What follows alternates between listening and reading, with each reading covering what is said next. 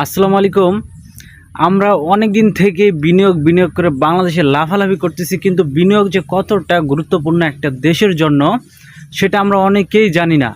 একটা দেশে বহিরাগত বিনিয়োগ যে কতটা গুরুত্বপূর্ণ সেটা বর্তমানে আমাদের বাংলাদেশ বুঝতেছে। আর এই বহিরাগত বিনিয়োগগুলো একটা দেশের অর্থনীতি সম্পূর্ণ পাল্টে দিতে পারে।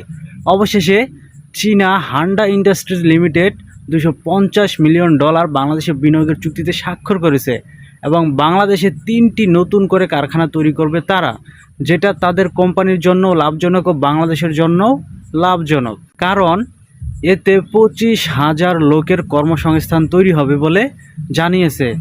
আসলে বিনিয়োগ যেই কোম্পানি করুক না কেন, এতে দেশের বেকারত্বের কিছুটা হলেও ঘাটতি কমবে এবং কর্মসংস্থানের জায়গা তৈরি হবে।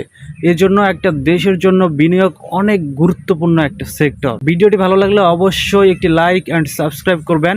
আপনার একটি লাইক আমাকে সামনে এগিয়ে যেতে অনেক অনুপ্রেরণা যোগাবে।